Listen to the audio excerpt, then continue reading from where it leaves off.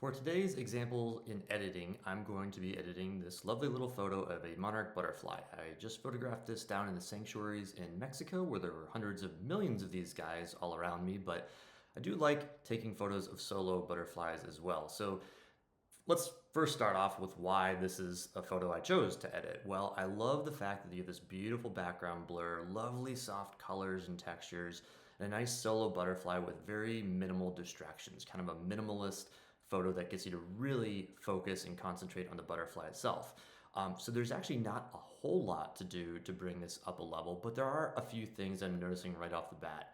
For one, I see this twig here on the right-hand side I need to get rid of. I want to bring in the eye a little bit more towards the middle, maybe reposition a little bit. And I notice because of the lighter background, the monarch itself isn't quite as vibrant as I want it to be. So let's go ahead and switch over to camera raw and we'll go through a few simple edits. So for starters, I'm going to crop in a little bit and actually just remove that branch that way. But then I'm also going to bring in the left side because of this brightness over there. And that's kind of what I want out of the background. Now, the next thing I'm going to do is really focus on this branch here and be a little more artistic and see if I can position it perfectly in the corner there. But notice now we get a little bit of that brightness on the left side, just a little bit distracting.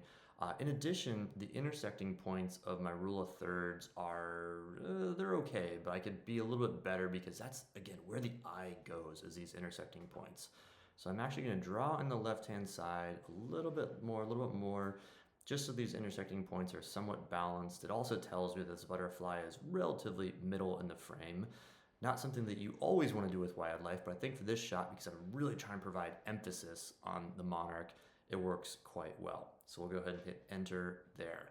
The next thing I'm going to do is I'm going to actually bring in some darkness in the corners to help, again, bring the eye towards the middle of the butterfly. So I'm going to come down here to my vignette tool, and let's go ahead and just exaggerate this. So if I were to go all the way, it's almost like a spotting scope effect, a spotlight effect. Not what we want. But if I come back to normal, there's probably something in the middle where I can sort of psychologically get the eye to not look at the corners right away. And that's kind of a nice little happy balance. I'm at minus 27 for reference. But then the final thing I'm going to do is really give a treatment to the butterfly itself. So I'm going to head over here to my masks, hit subject, and voila, it's perfectly painted. And then I have two options for essentially brightening the monarch itself because I want it to pop off this lighter colored background. So shadows are always a nice thing because I can actually provide a little bit of fill light. Just notice how that's brightening the butterfly quite subtly. It's just bringing out light in the shadows. The other thing I can do is come over to exposure and notice how much more drastic that is. That's almost too much too quickly.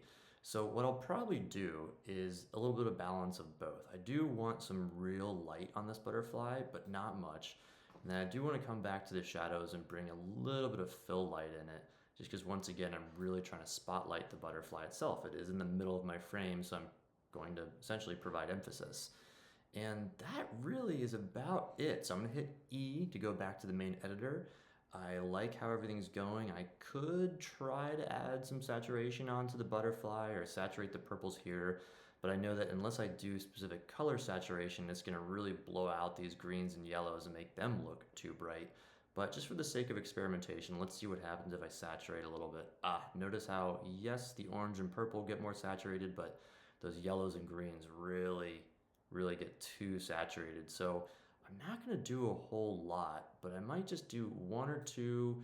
Vibrant sometimes is a nice smart saturation, so let's go ahead and slide this to the extreme. Oof, gosh, no.